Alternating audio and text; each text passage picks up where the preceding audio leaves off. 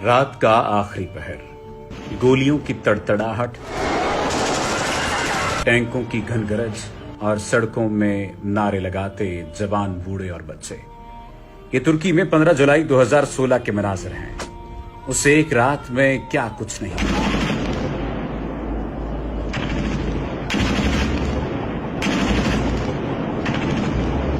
जज्बा सरफरोशी की अजीम दास्तान रकम हुई।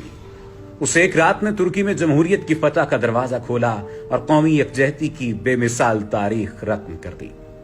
इसी वजह से अब 15 जुलाई के दिन को तुर्की में खास अहमियत हासिल है और इसे सरकारी तातील के साथ पूरी शानो शौकत से मनाया जाता है।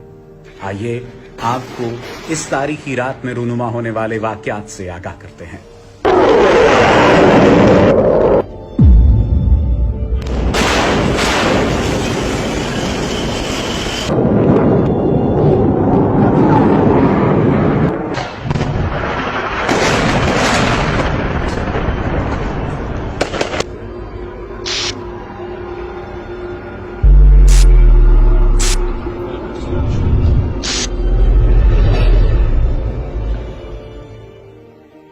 तुर्की में 14 जुलाई का सूरज गुरूब हुआ तो फितरी कानून के मुताबिक धीरे धीरे रात का अंधेरा फैलने लगा।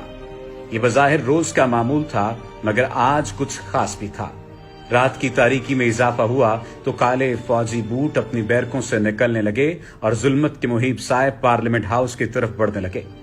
तुर्की के रोशन मुस्तकबिल को गुहनाने की साजिश शुरू हो चुकी थी। सदर तैयब एर्दोगान के दौर में मजबूत होती हुई जमहूरियत को आमरीयत की ताकत से कुचलने के घिनौने खेल का आगाज हो चुका था।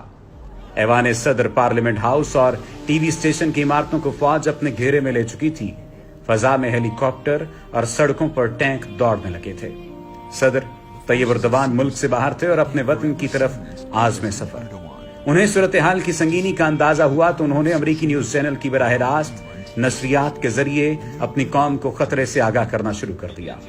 सदर तैयब एर्दोगान अपनी कौम को खबरदार कर रहे थे, उन्हें बेदार कर रहे थे। उन्होंने मुल्क के जमहूरी मुस्तकबिल को बचाने के लिए आवाम से सड़कों पर निकल आने की अपील कर दी। और फिर चश्मे फलक ने 21वीं सदी के मॉडर्न जमहूरी दौर का हैरत अंगेज मंजर देखा। हजारों की तादाद में अवाम रात के आखिरी पहर अपने महबूब सदर की पुकार पर दीवानावार सड़कों पर निकल आए। उनके सामने उन्हीं की फौज के सिपाही बंदूक के ताने, टैंकों की दीवार बनाए खड़े थे। मगर कौम एक लम्हे में फैसला कर चुकी थी कि उसे अपने मुस्तकबिल को हर हालत में फौजी आमरीयत के साए से बचाना है। अहम बात यह है कि यह रात तुर्की में जमहूरी यकजहती के शानदार मुजाहिरे की रात थी।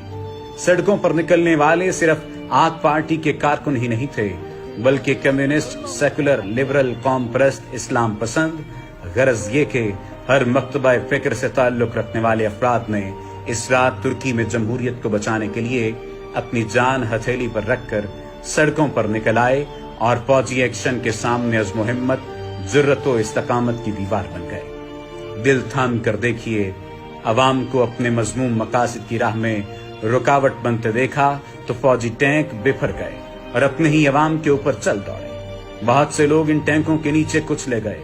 गनशिप हेलीकॉप्टरों से निहत्ते अवाम को मुंतशिर करने के लिए फायरिंग की गई। दर्जनों अफराद इस फायरिंग के नतीजे में जान से गए, सैकड़ों जख्मी हुए, मगर लोगों ने हिम्मत न हारी और वो अल्लाह अकबर के नारे लगाते डटे रहे। बिलाखिर अवाम के अज़्म हिम्मत के आगे बागियों का हौसला दम तोड़ने लगा।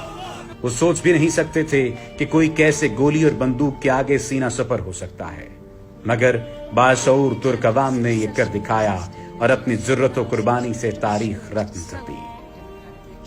सुबह का सफेदा नमूदार हो रहा था, अवाम की तादाद और अज़्म में इजाफा, जबकि बाकियों का हौसला टूट रहा था।